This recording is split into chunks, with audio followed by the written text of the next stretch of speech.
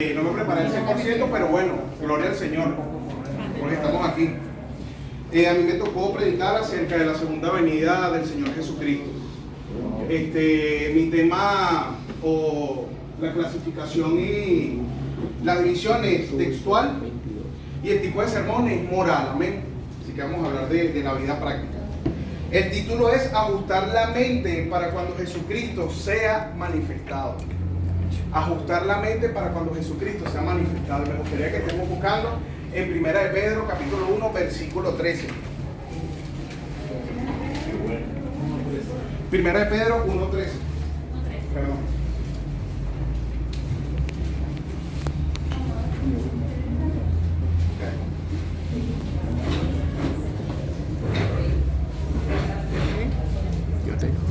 Vamos a leer de 2 a 3 versículos solamente, corto.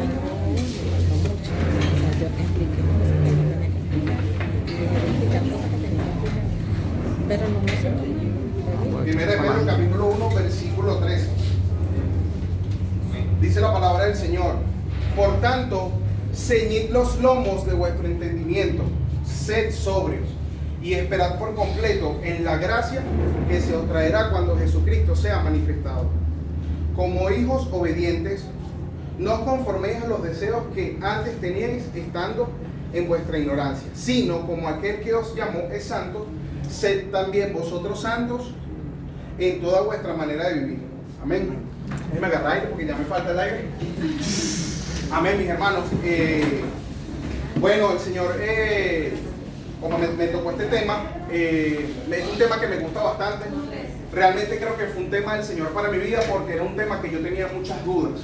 Era un tema en el cual yo me preguntaba siempre me preguntaba en el Antiguo Testamento particularmente, dónde se había profetizado que el Señor donde los profetas y los antiguos habían profetizado acerca de la segunda venida del Señor. Porque vemos que en el Nuevo Testamento hay, podríamos decir, más de 70, 80 textos que hablan de la segunda venida del Señor, que hablan del día del Señor, que hablan del día de la redención de sus santos. Amén. Y yo estaba buscando, y de hecho me acuerdo que un día le preguntaba al pastor y le decía: pastor, yo estoy buscando los textos del Antiguo Testamento acerca de la segunda venida del Señor y no consigo textos de forma explícita. Y él me decía: tienes que leer. Y yo me puse a leer y me puse a buscar y me puse a leer en las profecías hasta que conseguí un montón de textos del Antiguo Testamento donde hablamos de la segunda venida del Señor.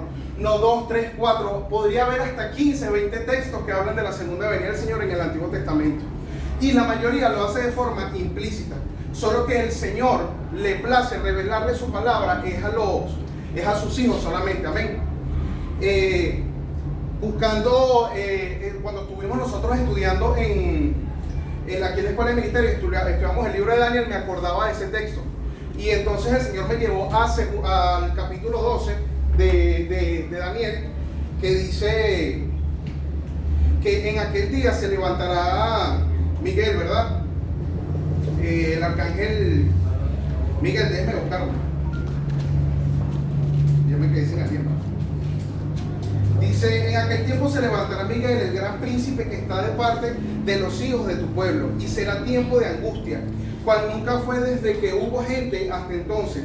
Pero en aquel tiempo será libertado tu pueblo, todos los que se hallen escritos en el libro.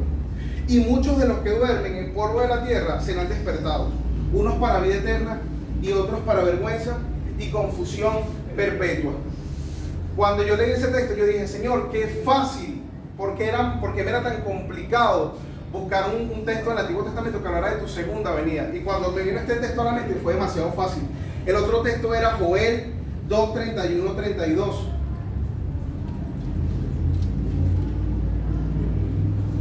Joel 2, 31, 32, que dice: el sol se convertirá en tinieblas y la luna en sangre antes que venga el día grande y espantoso de Jehová. Y todo aquel que invocar el nombre de Jehová será salvo, porque en el monte de Sión y en Jerusalén habrá salvación, como ha dicho Jehová, y entre el remanente al cual él habrá llamado. Son dos textos que realmente me abrieron el entendimiento en cuanto a la segunda venida del Señor. Y realmente eso me dio más fe o el Señor ahí fortaleció un poco más mi fe para creer realmente en su venida. Y otro texto que puede conseguir, o otras escrituras que puede conseguir, está en el libro de Isaías. Creo que en el libro de Isaías puede conseguir de 6 a 7 escrituras, las cuales no le puedo decir en esta hora por falta de tiempo. Pero ya sabemos, mis hermanos, que el Señor, aún antes de la fundación del mundo, ya dijo que iba a tener una segunda venida, aparte de que hubo encarnación de Dios aquí en la tierra. Y que aparte de eso, que simplemente podemos ver la fidelidad de Dios, que a pesar de nosotros ser infieles, y el Señor sabía que nosotros íbamos a pecar y que hoy le íbamos a fallar aún en este momento con nuestros pensamientos, con nuestras intenciones, y Él aún ya tenía un plan de salvación y un plan de redención para nosotros como creyentes, amén, y como hijos. En el Nuevo Testamento me gustaría que buscáramos en Timoteo 6, 3:16, 13:16, porque como este es un tema más que todo práctico,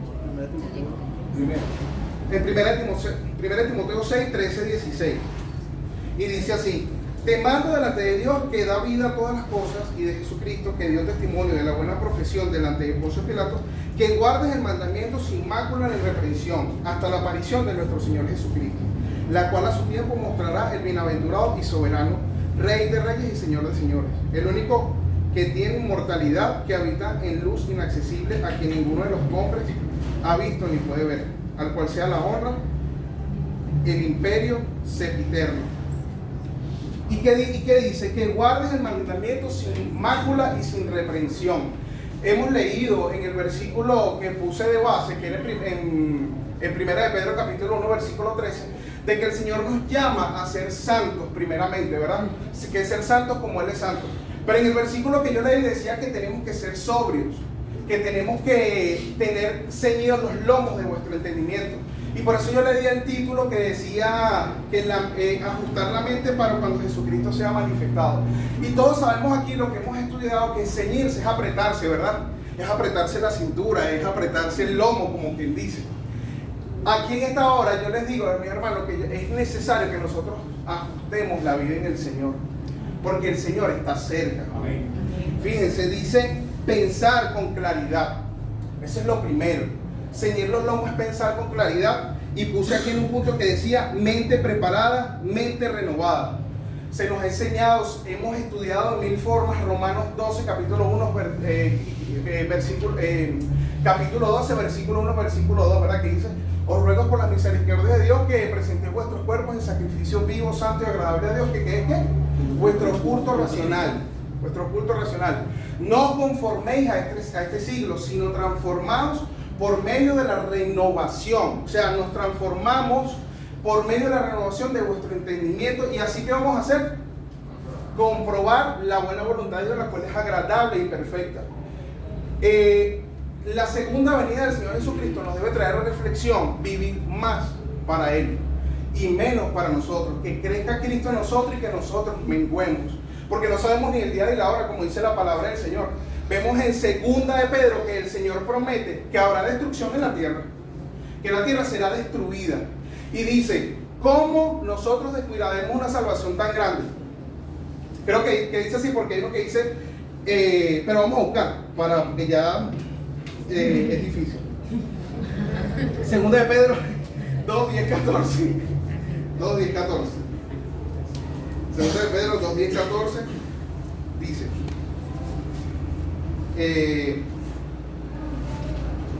y mayormente aquellos que, siguiendo la carne, andan en concupiscencia, inmundicia y desprecian el señorío. Atrevidos y contumaces, no temen decir mal de la potestad superior. Creo que me confundí de texto. No, el que habla de la destrucción de la tierra. El capítulo 3.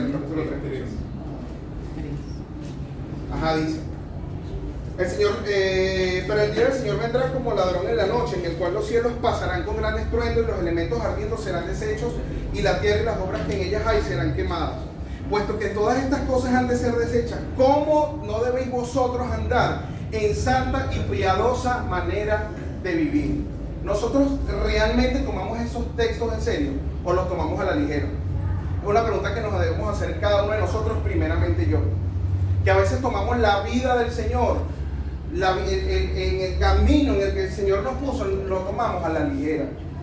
Y decimos que como somos salvos, nos descuidamos. Decimos, somos salvos, el Señor, yo soy salvo. El Señor no me pide esto, el Señor no me pide que haga lo otro, yo lo hago si yo quiero. Puesto que ya tengo la salvación, ya creí en el Señor y el Señor ya me redime cuando Él venga. Y entonces vivimos en un letargo.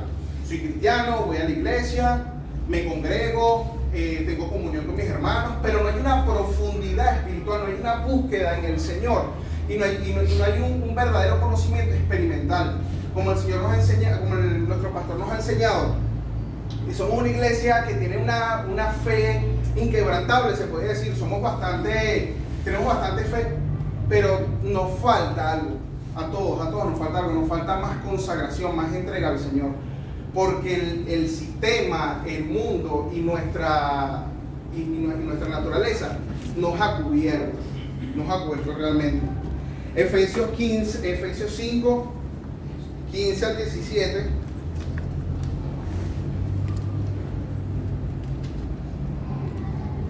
Nos dice: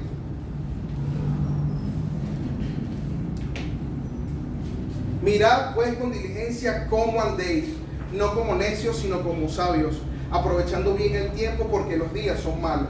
Por tanto, no seáis insensatos, sino entendidos de cuál sea la voluntad del Señor.